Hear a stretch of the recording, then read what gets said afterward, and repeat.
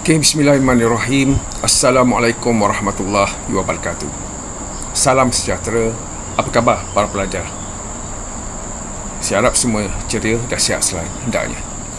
Okay, hari ini saya akan mengupas apakah perkara ataupun isi kandungan yang terdapat dalam Sukatan Sejarah Islam 940/2.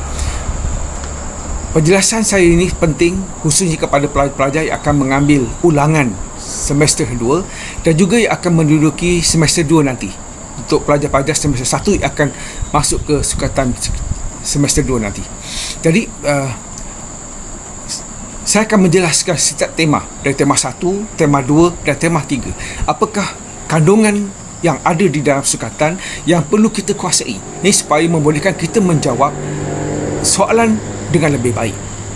Okey, terus bersama saya dalam Suku Sensei.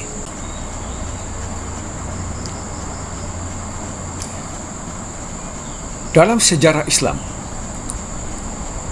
tema yang pertama, kalau pelajar lihat, bertajuk masyarakat, pemerintahan, pertahanan dan hubungan luar.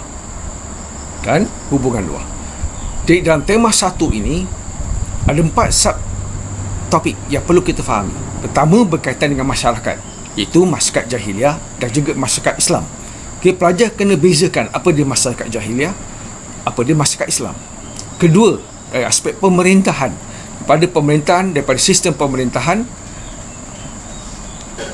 daripada zaman Rasulullah, zaman Khalifah Ar-Rasyidin, sampailah zaman Raja Islam. Jadi kita akan lihat dari segi sistem pemerintahan, kepimpinan Rasulullah, institusi khalifah, dan juga dari segi bentuk pemerintahan. Itu bahagian yang kedua. Dan bahagian yang ketiga adalah pertahanan dan pembukaan wilayah, di mana kita perlu memahami konsep jihad, peperangan dan juga kepimpinan. Dan yang bahagian keempat dalam tema 1 adalah dari segi perhubungan luar. Itu berkaitan dengan hubungan diplomatik, perjanjian dan juga dari segi hubungan diplomatik secara naungan. Jadi ini antara 4 perkara penting yang terdapat dalam tema 1. Ini sepasti saya akan jelaskan dengan lebih terperinci. Apakah yang perlu kita beri tumpuan, yang perlu kita kuasai dalam tema 1 ini. Okey, dalam tema 1, iaitu masyarakat, pemerintahan, pertahanan dan perhubungan luar. Okey, kalau kita lihat dari segi peta minda yang saya berikan ini. Okay, banyak perkara yang perlu kita fahami. Pertama, bila kita sebut masyarakat Arab, iaitu masyarakat Arab jahiliah, masyarakat Arab Islam, yang bermula di Mekah dan juga di Madinah. Itu 2 perkara yang perlu kita fahami dengan lebih baik. Kedua, pembentukan masyarakat Islam yang zaman Rasulullah terutamanya, yang dikatakan sebagai ummah. Apa yang dikatakan sebagai ummah, itu pelajar kena faham. Kemudian apabila berlakunya penyatuan antara Mekah dengan Madinah itu selepas peristiwa hijrah, penyatuan Muhajirin, Ansar dan sebagainya.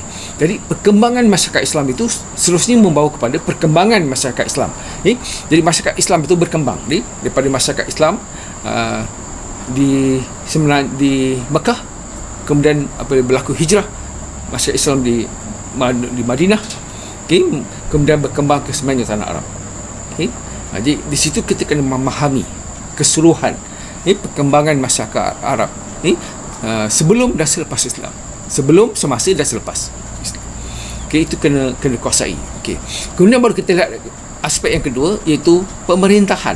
Dalam aspek pemerintahan bermula dengan sistem pemerintahan zaman pemerintahan Rasulullah, iaitu Kerajaan Islam di Madinah.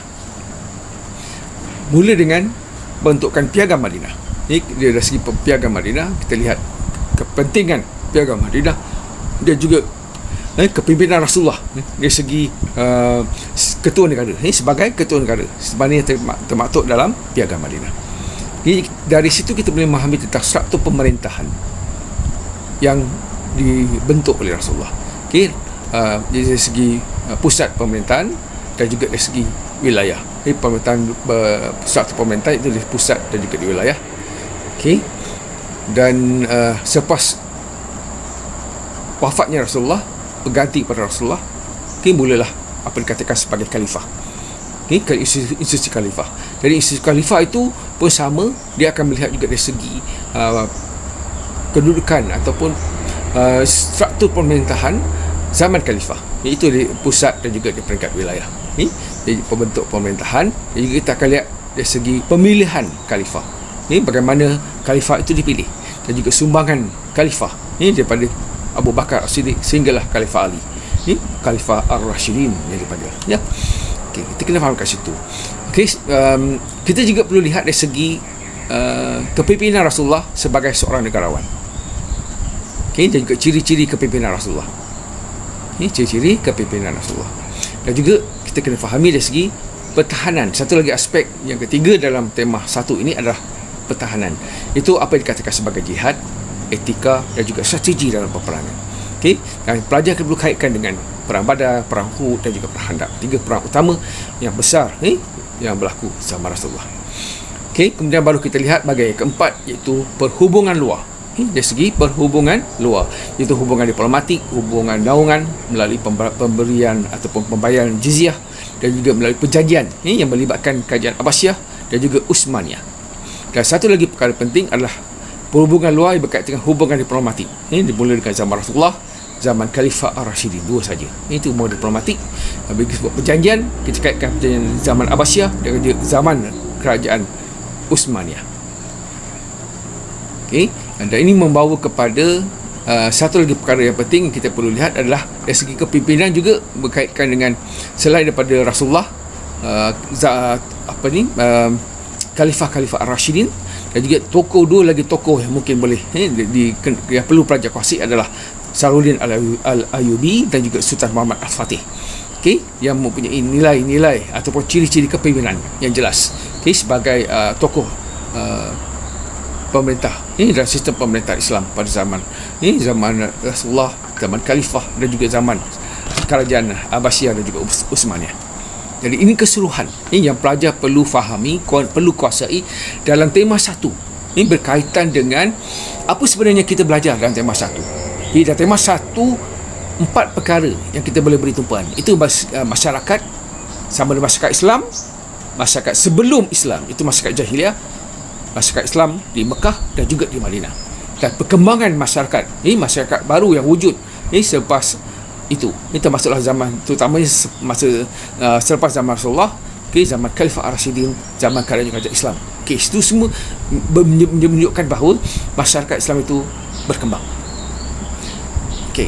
Itu part yang pertama. Yang kedua, kita lihat dari segi kepimpinan. Bila kita sebut kepimpinan itu, mula dengan kepimpinan Rasulullah sebagai contoh kepimpinan Islam yang berasaskan kepada Piagam Madinah, melalui pembentukan sebuah negara Islam yang pertama, iaitu Madinah. Kemudian selepas wafatnya Rasulullah, kerajaan Islam diteruskan oleh pengganti kepada Rasulullah, iaitu Khalifah Ar-Rashidin, mula dengan Abu Bakar, Umar, Utsman dan Ali. Dan selepas itu bila berakhirnya zaman Khalifah Ar-Rashidin, maka terbentuklah kerajaan-kerajaan Islam yang diwarisi melalui mula dengan Bani Umayyah, Bani Abbasiyah dan juga Turki Utsmaniyah. Itu dari segi perkembangan, dari segi kita lihat pula dari segi sistem pemerintahan, dan kemudian dari segi pertahanan, itu menyebabkan konsep jihad dalam Islam, etika dalam peperangan dalam Islam, dan juga strategi peperangan dalam Islam. Ini yang boleh kita kena fahami. Itu bahagian yang ketiga. Dan bahagian keempat adalah perhubungan luar. Ini berkaitan dengan hubungan negara Islam dengan luar. Ini mula daripada zaman Rasulullah, zaman Khalifah dan juga zaman kerajaan-kerajaan Islam. Yang perlu kita fahami dari segi hubungan diplomatik, hubungan melalui perjanjian, dan juga hubungan melalui naungan ataupun pembayaran ataupun pemberian jizyah. Dan akhir sekali kita kena lihat juga dari segi kepimpinan. Kepimpinan tokoh-tokoh Islam dalam tema satu ini. Dah pasti yang pertama adalah Rasulullah, Nabi Muhammad SAW. Dari segi kepimpinan, ciri-ciri kepimpinan Rasulullah. Kedua adalah Khalifah Ar-Rashidin. Ini ketokohan Khalifah Ar-Rashidin bermula dengan Abu Bakar, Umar, Utsman dan juga Ali. Dan yang kelima, kita perlu lihat kepimpinan 2 lagi tokoh kerajaan Islam selepas zaman Khalifah, itu Salahuddin Al-Ayyubi dan juga Sultan Muhammad Al-Fatih. Ini keseluruhan daripada tema satu yang pelajar perlu kuasai untuk membolehkan pelajar menguasai dan menjawab dengan baik soalan nombor 1 dan soalan nombor 2. Biasanya soalan 1 dan soalan 2 itu daripada tema 1. Dalam tema 1 pertama, masyarakat. Jadi dalam masyarakat yang perlu kita kuasai adalah apa dia masyarakat jahiliah, dari segi konsep jahiliah. Kemudian masyarakat Islam. Jadi ketika dia bandingkan masyarakat Arab sebelum Islam dan masyarakat Islam, masyarakat Arab Islam, itu pertama. Dari segi kehidupan, dari segi struktur, dan juga dari segi apa dia katakan sejauh manakah masyarakat Arab itu sebelum Islam tidak bertamadun, ataupun masyarakat jahiliah itu tidak bertamadun. Sebenarnya bertamadun, cuma tidak bertamadun tu dari segi akhlak. Akhlak mereka tidak bertamadun, tetapi dari segi perkembangan ekonomi, politik mereka bertamadun. Okey, itu kena fahami dan kena bezakan.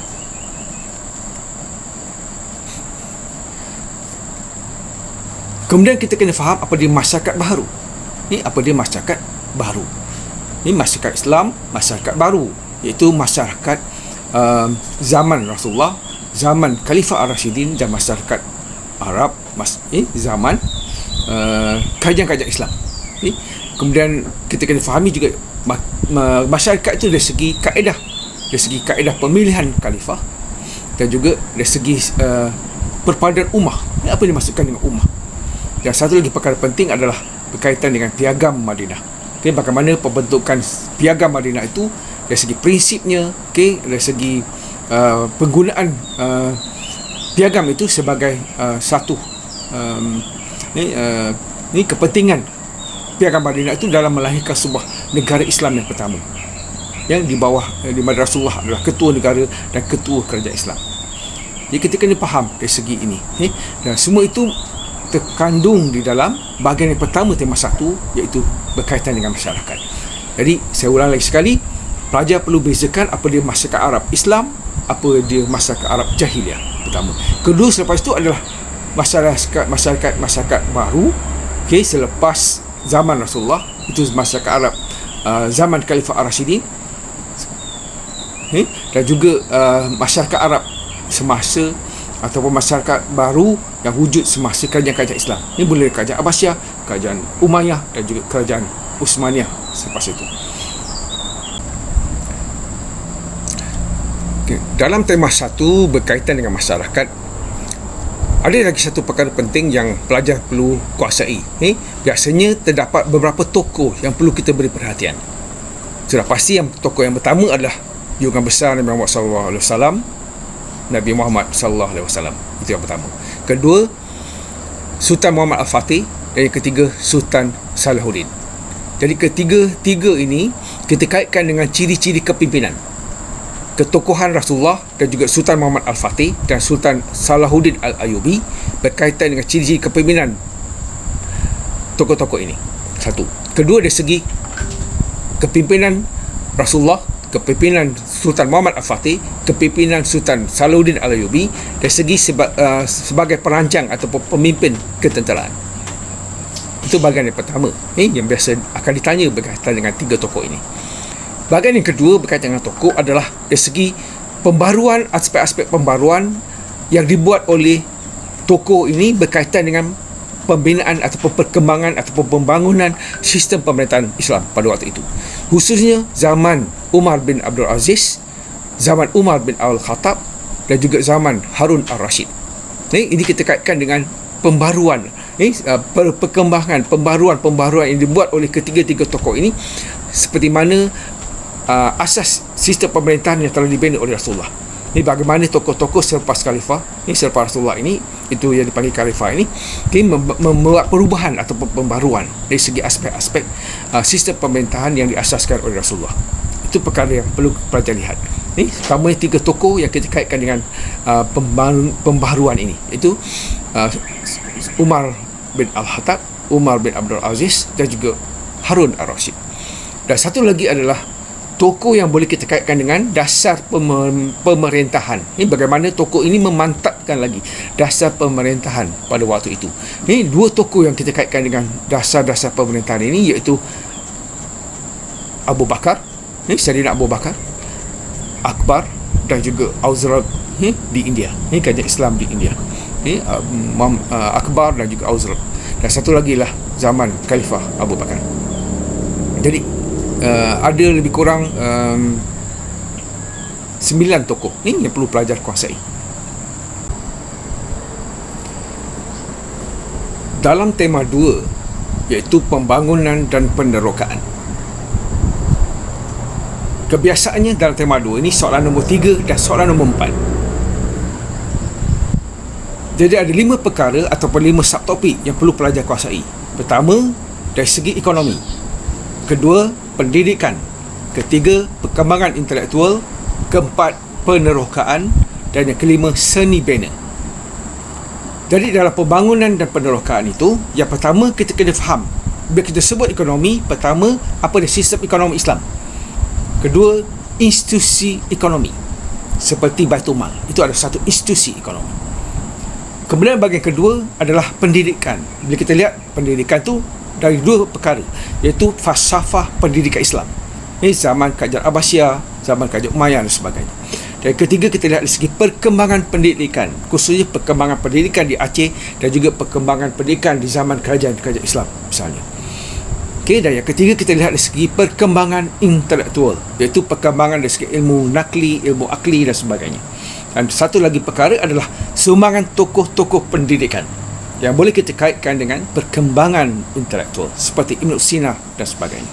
Dan yang keempat adalah dari segi penerokaan. Penerokaan yang berlaku, tokoh-tokoh penerokaan zaman Umayyah, zaman Abbasiyah, zaman Kerajaan Andalusia.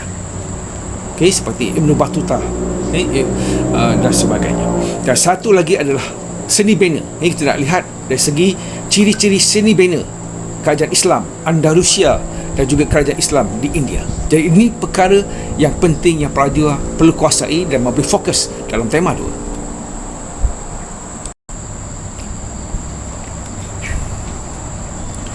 Mari kita lihat perincian dalam tema 2 ini.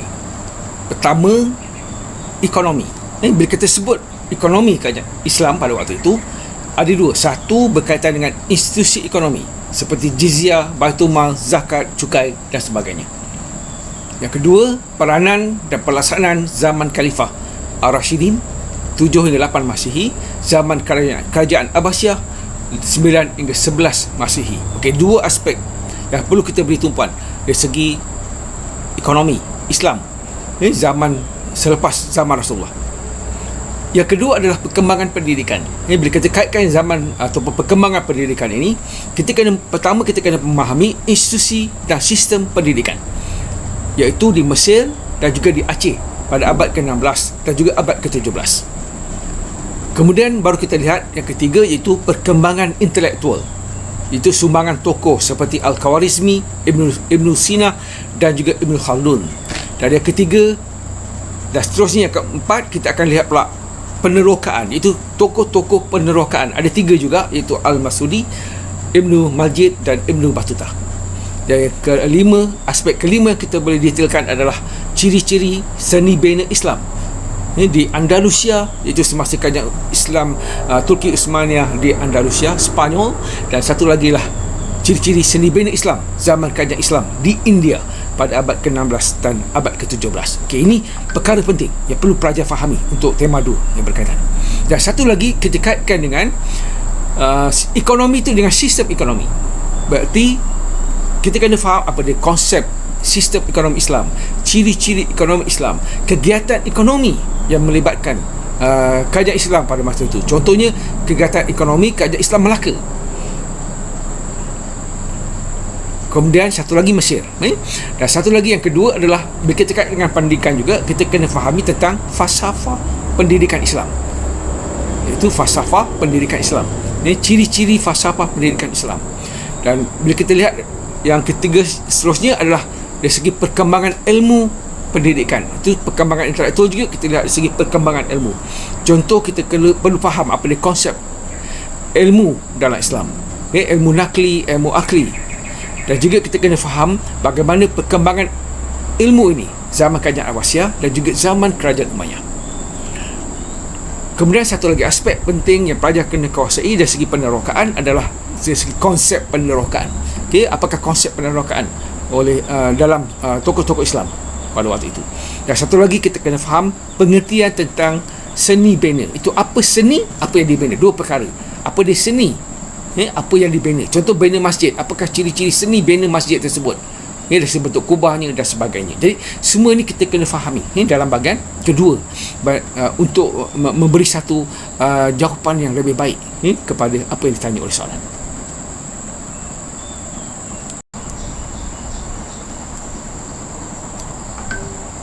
Dari segi ekonomi, pertama pelajar kena fahami apa dia konsep penting dalam ekonomi Islam, seperti mana yang diajar oleh Rasulullah di Madinah. Kemudian ciri-ciri ekonomi Islam yang juga dijelaskan oleh Rasulullah melalui Piagam Madinah dan aktiviti yang berkaitan dengannya. Satu lagi adalah apa difahamkan dengan kegiatan ekonomi, jenis-jenis kegiatan ekonomi, ciri-ciri kegiatan ekonomi, merujuk kepada 3 kawasan, iaitu Kerajaan Islam di Madinah, Kerajaan Kesultanan Melayu Melaka dan juga Kerajaan Abbasiyah dari segi kegiatan ekonomi. Dan aspek yang ketiga kita perlu fahami dari segi ekonomi adalah dari segi pengurusan sumber-sumber Baitul Mal, seperti mana yang diasaskan oleh Rasulullah, kemudian diteruskan oleh zaman Khalifah, khususnya semasa Umar bin Al-Khattab. Ini telah memperkasakan sumber-sumber Baitul Mal itu. Dan satu lagi perkara adalah dari segi pelaksanaan, bagaimana sumber-sumber Baitul Mal itu diuruskan dan dilaksanakan mengikut pembagian-pembagian pembagian ataupun sumber-sumber Baitul Mal tadi, bagaimana diagihkan kepada golongan asnaf dan sebagainya, dan bagaimana pengurusan itu dijalankan dengan lebih baik, dengan teratur, dengan cekap zaman Umar bin Al-Khattab, kemudian di zaman Harun Al-Rashid. Semua tu ataupun zaman Umar bin Abdul Aziz. Jadi pelajar kena memahami perkara-perkara ini yang berkaitan dengan ekonomi, perkembangan ekonomi Islam pada waktu itu. Dari segi konsep, dari segi kegiatan ekonomi, dari segi pengurusan sumber-sumber ekonomi, dan juga dari segi pelaksanaan Baitul Mal, bagaimana diuruskan dan dilaksanakan. Ini perkara penting yang perlu pelajar kuasai.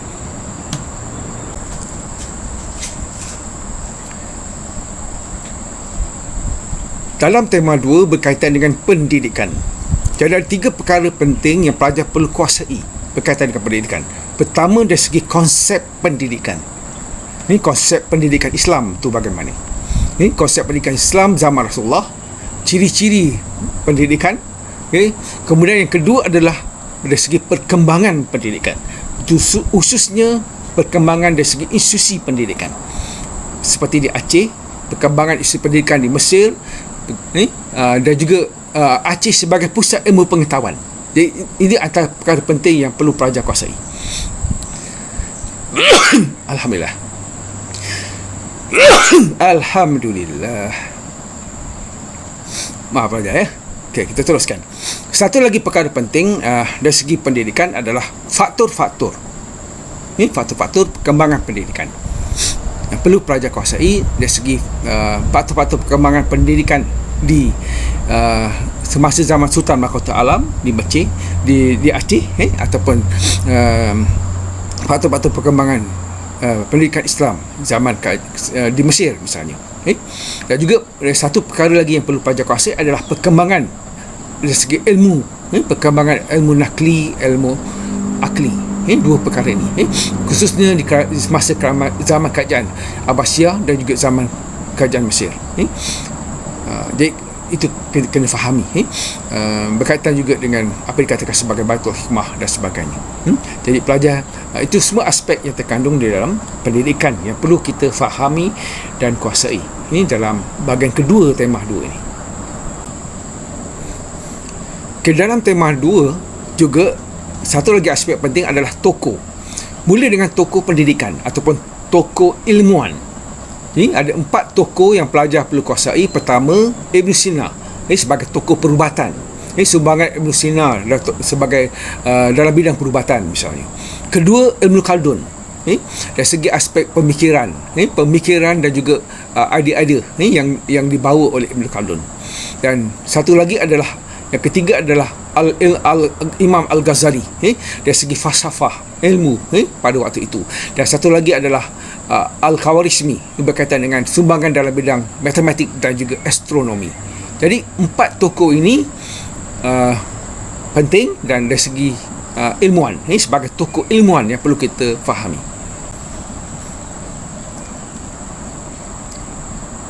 Dalam tema 2 juga kita perlu memahami dari segi tokoh penerokaan. Ada 3 tokoh penerokaan, iaitu Ibnu Battuta, Ibnu Masudi dan juga Ibnu Majid. Jadi ketiga tokoh ini kita perlu lihat dari segi sumbangan tokoh ini dari segi penjelajahan dan juga penerokaan. Jadi kita kena faham dari segi, bila sebut tokoh ni, perkara yang penting adalah pelajar kena memahami dari segi latar belakang tokoh tersebut dan juga sumbangan tokoh tersebut dalam pelbagai bidang yang mereka ceburi.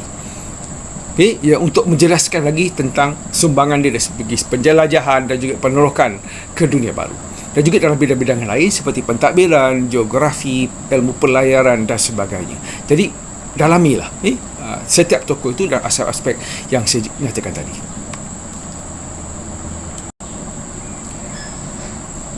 Bahagian yang akhir dalam sejarah Islam adalah tema 3, berkaitan dengan nasionalisme dan pembentukan negara bangsa. Jadi ada 2 perkara para pelajar.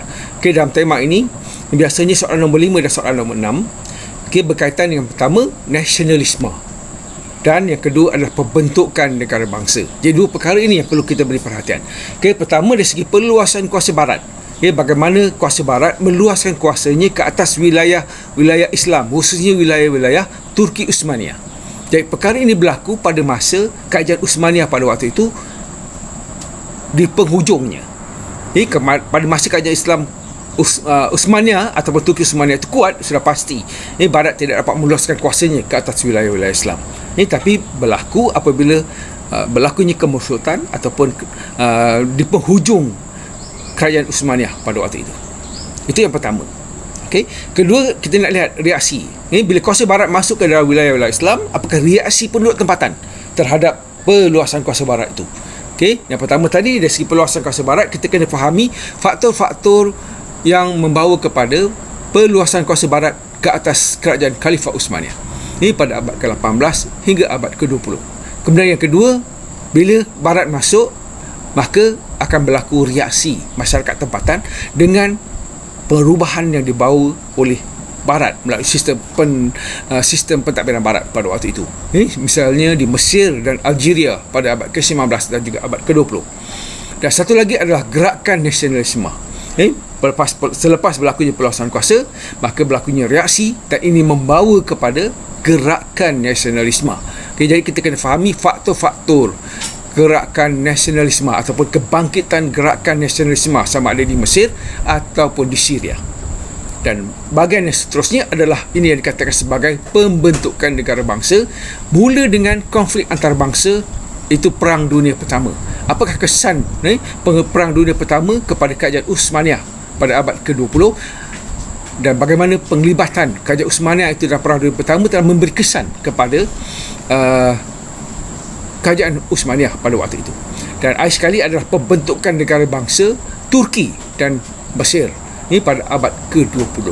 Ini adalah perkara penting dalam tema 3 yang pelajar perlu kuasai untuk memberi fokus dalam menghadapi peperiksaan. Pelajar, inilah keseluruhan dalam tema 3. Kalau kita lihat dalam carta ataupun peta minda yang saya berikan ini, ada banyak perkara yang kita boleh kaitkan. Pertama, perluasan kuasa barat.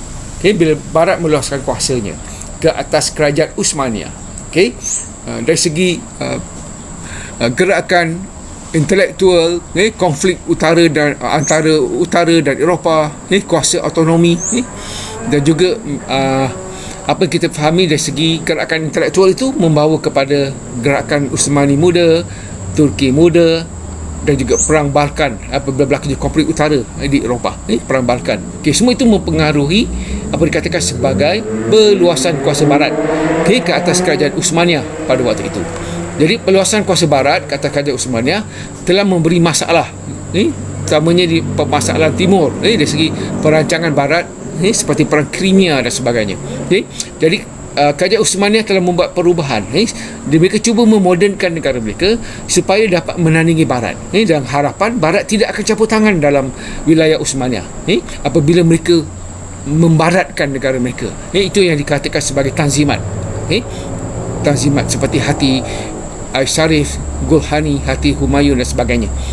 Jadi usaha untuk membaratkan itu diharap dapat membuat perubahan reformasi kepada sistem pentadbiran kerajaan Uthmaniyah pada waktu itu supaya setanding dengan Barat, dan Barat tidak lagi akan menggugat wilayah-wilayah Uthmaniyah. Itu perkara yang pertama pelajar kena fahami. Ada banyak perkara yang berkaitan dengan perluasan kuasa Barat.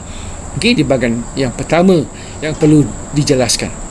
Kemudian barulah bila Barat meluaskan kuasanya ke atas wilayah-wilayah Uthmaniyah, maka timbullah reaksi, tindak balas masyarakat tempatan terhadap peluasan kuasa Barat, khususnya di dua negara, di Algiers dan juga di Mesir, abad ke-19 dan abad ke-20. Bagaimana penjajahan Perancis dan juga berlakunya penentangan terhadap gerakan kemerdekaan di Algiers pada waktu itu dan juga di Mesir, melalui gerakan Ikhwan Al-Muslimin dan sebagainya. Itu perkara kedua. Dan selepas ini, apabila berlakunya reaksi ataupun tidak balas terhadap peluasan kuasa Barat tadi, maka wujudlah beberapa gerakan nasionalisme, khususnya di Mesir dan juga Syria, yang membawa kepada kebangkitan gerakan nasionalisme.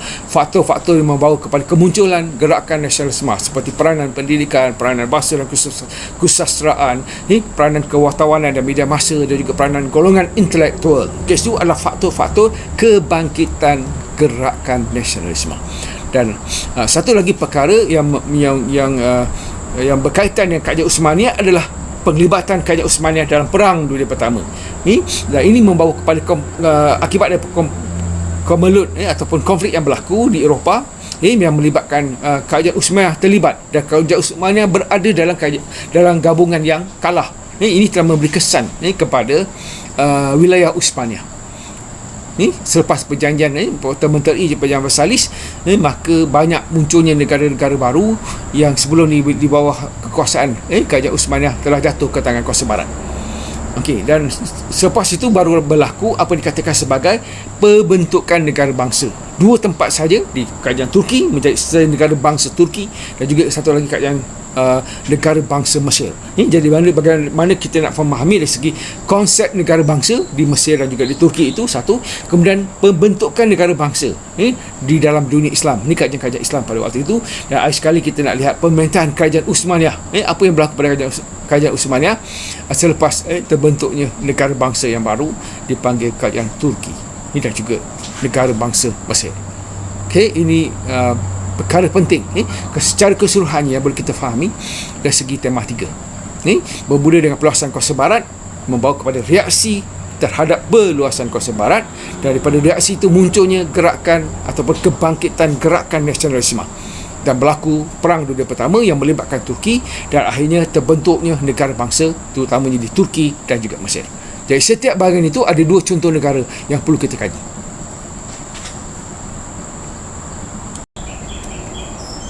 Saya beri pendetailan dari segi peluasan kuasa Barat. Dari bahagian pertama dalam tema 3, iaitu nasionalisme dan pembentukan negara bangsa. Pertama, pelajar kena faham peluasan kuasa dari segi faktor perkembangan gerakan ataupun pertama, sebenarnya kita kena faham faktor-faktor peluasan kuasa Barat dari segi faktor politik, faktor agama, faktor ekonomi ke atas kerajaan Uthmaniyah. Faktor peluasan kuasa Barat ke atas wilayah Uthmaniyah, itu yang pertama perlu kita kuasai. Kedua, faktor perkembangan nasionalisme khususnya di Syria. Faktor perkembangan nasionalisme di Syria. Ketiga, faktor kemunculan nasionalisme melalui gerakan Islam di Mesir, contoh, melalui pendidikan di Mesir, melalui golongan intelektual. Kemudian yang keempat, kita kena faham tentang faktor kemunculan gerakan nasionalisme khususnya di Syria dan juga di Mesir, dua negara. Dan satu lagi adalah reaksi terhadap peluasan kuasa Barat, terutamanya di Syria dan juga di Algeria, di Mesir dan juga di Syria dan juga di Algeria. dan juga gerakan-gerakan penentangan. Itulah reaksi. Bila sebut reaksi, apa tindakan, apa respon, apa tindak balas masyarakat tempatan terhadap perluasan kuasa barat. Contoh Abdul Qadir Al-Jazariah di Algeria. Ini bagaimana mereka menentang gerakan-gerakan menentang Perancis pada waktu itu. Begitu juga di Mesir, di Algeria dan Mesir, dua negara. Dan satu lagi kita kena lihat, bila sebut faktor-faktor kebencian nasionalisme tadi, dari segi peranan Said Jamaluddin, Said Muhammad Abdul dan sebagainya, juga peranan akhbar, kewatawanan dan surat khabar dalam membangkitkan gerakan nasionalisme, khususnya di dua negara, Mesir dan juga di Syria.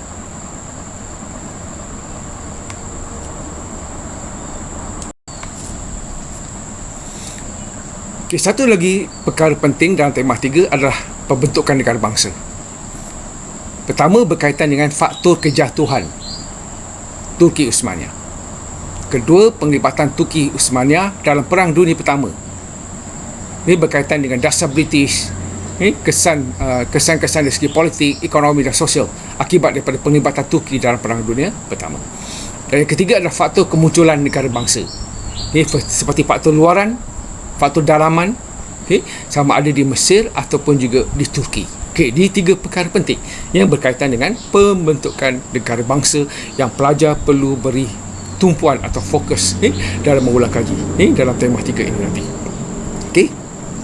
Jadi teruskan, kita mulakan dengan apa yang saya paparkan pada hari ini berkaitan dengan skop dalam sukatan tema 1, tema 2 dan juga tema 3 secara Islam. Jadi saya harap pelajar dapat menggunakan ini untuk mengulang kaji, memberi fokus, melihat soalan-soalan tahun lepas dan cuba mengkaji perkara-perkara yang biasa ditanya, dan cuba lihat tajuk-tajuk ataupun perkara-perkara lain yang belum lagi ditanya berkaitan dengan sukatan ataupun tajuk yang saya huraikan pada hari ini. Jadi gunakan kombinasi itu tersebut, soalan-soalan tahun lepas, dan kita kaji dari segi penggunaan ataupun keperluan kepada sukatan ini, dan apakah fokus yang untuk kita berikan untuk menghadapi peperiksaan membolehkan kita menjawab 3 soalan daripada 6 soalan yang diberikan dengan baik. Jadi selamat menjawab, selamat ulang kaji. Jadi kita akan teruskan lagi siri untuk secara Islam ini selepas ini, di masa akan datang. Jadi selamat belajar, selamat ulang kaji. Saya doakan semua dapat kesusahan sebelah, khususnya akan mengulang pada semester kedua ini nanti, dan juga pada pelajar-pelajar baru nanti selepas habis semester pertama nanti, mereka akan kamu akan menduduki peperiksaan semester 2 pula untuk mengkaji tentang sejarah Islam. Kita jumpa lagi di masa akan datang. Terima kasih.